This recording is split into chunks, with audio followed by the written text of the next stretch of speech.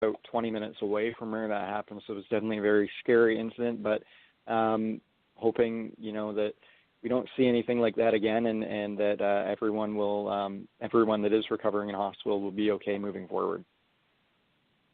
Absolutely, and again, our thoughts and prayers go to you guys and our favorite Canadians up there. We'll start with you, Steve Wilson. Final words of wisdom. What are you working on this week? And I know people can find you at Speedway Digest. You're all over NASCAR and everything that's going on with NASCAR, ARCA, what have you. What say you, Steve? What are you guys working on this week? And obviously, what are your thoughts on DEGA? I think pick a Ford, any Ford in the field. They all have this figured out over the last couple of seasons, even more than that.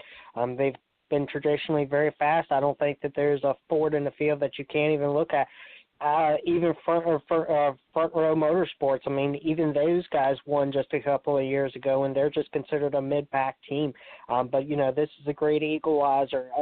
These mid-pack teams that may not perform every single week can have the opportunity to get up front, run up front, and keep the field at bay.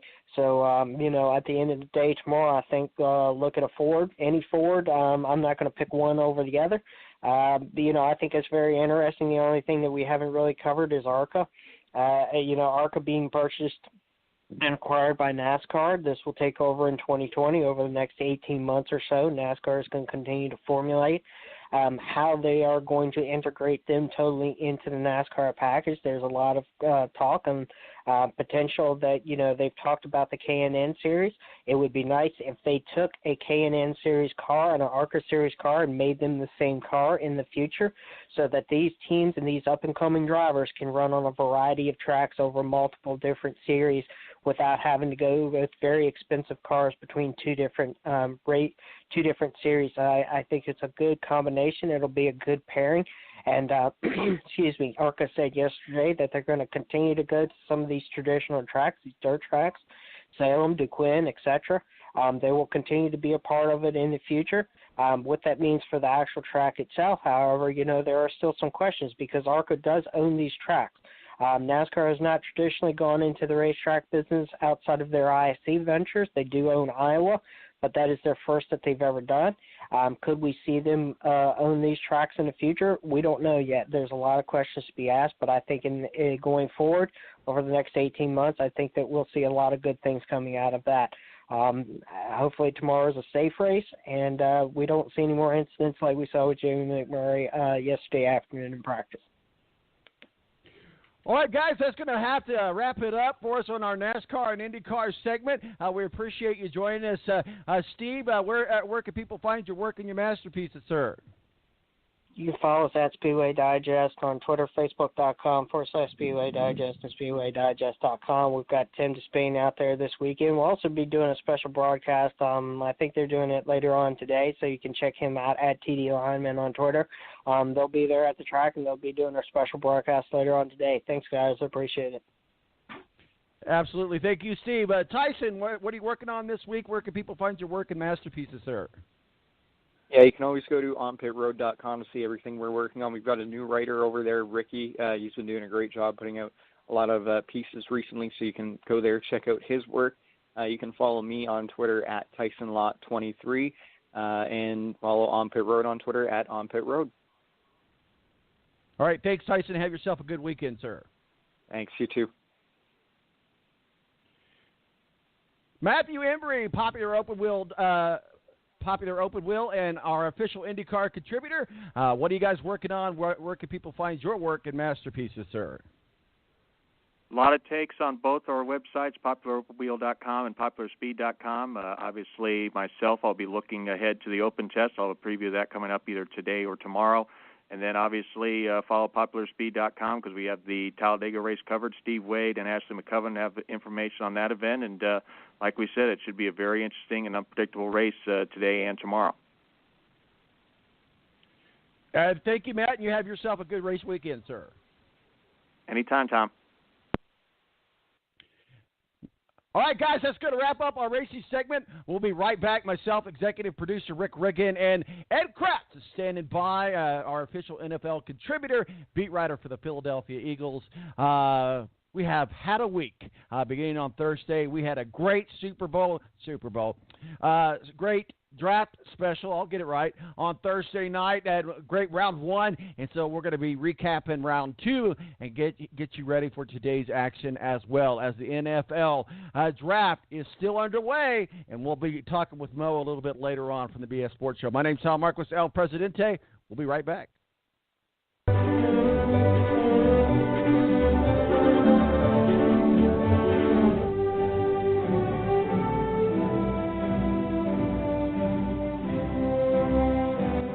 Bobby, you here again? Yeah, my doctor told me to reduce stress at work, so I come to Buffalo Wild Wings to eat lunch and watch sports. I get to pick one of 7 entrees, like sandwiches and salads, plus one of 7 sides. Well, I like sides. It's so affordable I can finally take a vacation. Where you gonna go? Here, Tim, here. Introducing the new beat-up Fast Break lunch menu, starting at a new low price. Dine in or order takeout weekdays between 11 and 2. Participation and availability may vary. Buffalo Wild Wings. Wings, beer, sports. It's double trouble, double the fun at African Safari Wildlife Park in Port Clinton, Ohio. See the largest antelope on Earth, the giant eland, and the ugliest creature on Earth, the African warthog. There's so much to see and do, including the Midwest's only drive-through safari. Feed the animals, see live educational shows, feel the excitement. Have your picture taken with a python or cockatoo. Feel the adventure. Shop the Simba Lodge gift shop with items available from around the globe. Visit the snack bar or picnic facilities. Enjoy a pony or camel ride. Or cheer your favorite porker on to victory in the famous Pork Chop Down. Bring your family to see the rare and exotic animals at African Safari Wildlife Park in Port Clinton, Ohio. Just take Route 2 to the Route 53 North exit and follow the sign. Only 17 miles west of Cedar Point via Route 6. Open every day, rain or shine. Do we have our caller back? I understand that he has a very important question about the Super Bowl. Go ahead, caller. What's your question about the Super Bowl? Yeah, hi, my name's Joe. I'm calling from Plainfield, Indiana. I was wondering, there's been a lot of talk about what the Super Bowl may be, what it may not be, what it could be, all these sorts of things about the Super Bowl, and I think that's great. I think it's important. I did have one question. I've got this container. It's large. It's orange, round. It's got some bats on it, some skulls. It's what we put the candy in for the kids on Halloween. It's about, hold on now, I've got my tape measure here. Yeah, it's about 15 3/4 inches in diameter. I was wondering, Tom, now does this qualify as a Super Bowl, or are there different definitions on what might qualify that? I think that's one.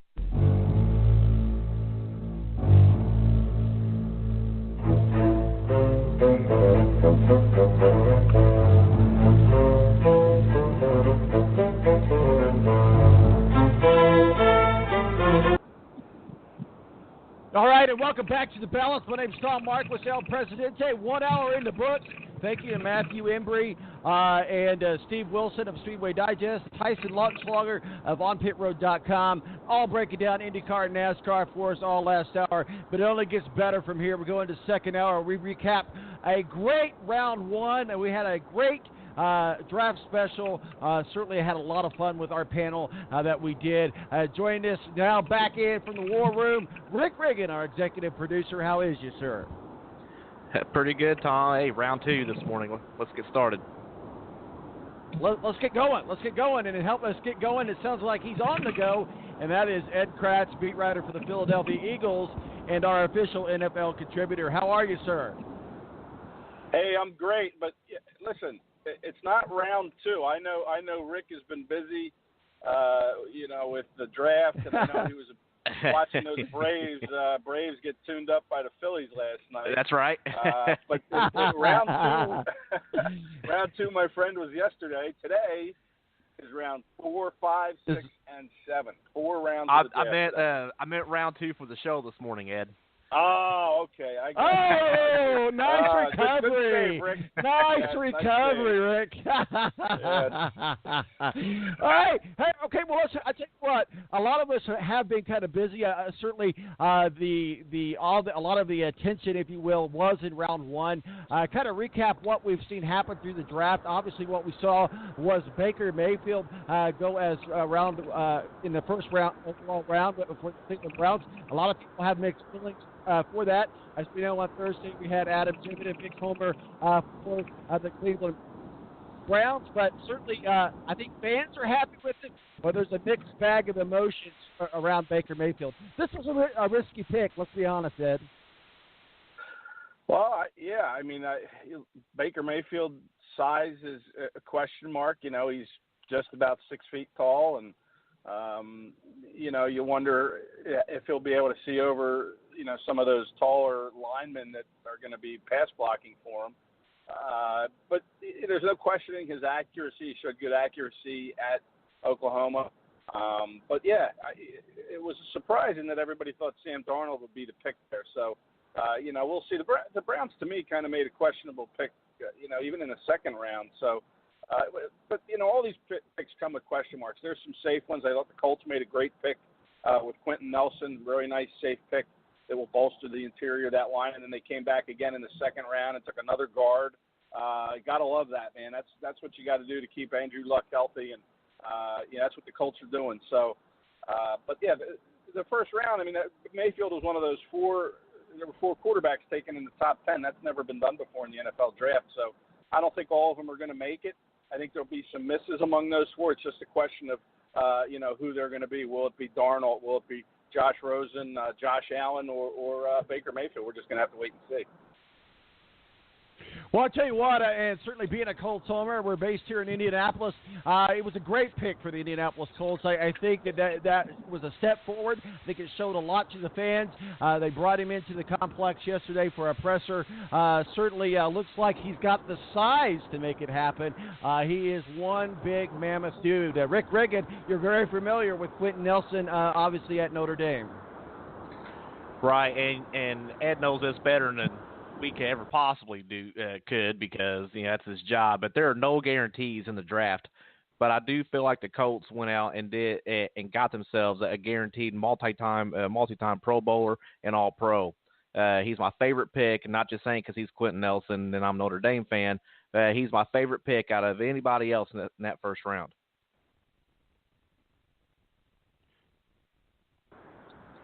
Okay, Ed, let's go back to you here. Let's talk a little bit about the Buffalo Bills. I mean, they're making some noise. Talk with us about what we know about what they've done in day one, day two, and overall, I think you got to give them a passing grade. Yeah, well, let's start with the passing. That's the big question mark to me, is the passing. They were the ones that took Josh Allen, and you know, can he lift that completion percentage up above 60%? Now, you know, look, completion percentage is one measurable of a quarterback. You know, Carson Wentz, the Eagles' terrific quarterback, mentioned when he met with us a couple weeks ago that he wants to get his completion percentage up there. It's only at about 61%, and he wants to get that higher. So, and he's having he's had a fine first 2 years. So, you know, maybe there's a lot being made of Allen's completion percentage only being at 56%. But to me, for the Bills, that's the big question mark. I mean, I like some of the other draft picks they have, and you know, right now I'm kind of drawing a blank as to who else they got. I don't know if you have them in front of you there, but you know, the quarterback selection to me was the biggest question mark. And you know what? It's good to see. I would like to see the Bills be good and you know, compete in that AFC or the AFC East with the Patriots. Give the Patriots a good run, and somebody has to rise up and unseat them eventually, and maybe it'll be the Bills. Let's talk a little bit about the Philadelphia Eagles. Obviously, you're a beat writer for the Philadelphia Eagles, a Super Bowl champion. So certainly I think you guys were drafted for depth, if you will. But certainly give us a report and a grade on the Philadelphia Eagles so far in the NFL draft. Well, we all sat around in Philadelphia and waited for them to make the last pick of the first round. And then about 15 minutes before they made that pick, they traded out. So, you know, I was talking to some of my colleagues at the facility, and I said, this is kind of like writing or reporting on a 0-0 soccer game. What are we going to write about now? We get traded out, and here it is, 11:45, and we all have to have stories filed at, by midnight. But anyway, the Eagles made a move out. It was a good value move, I think. They got a second-round pick next year from the Baltimore Ravens to get out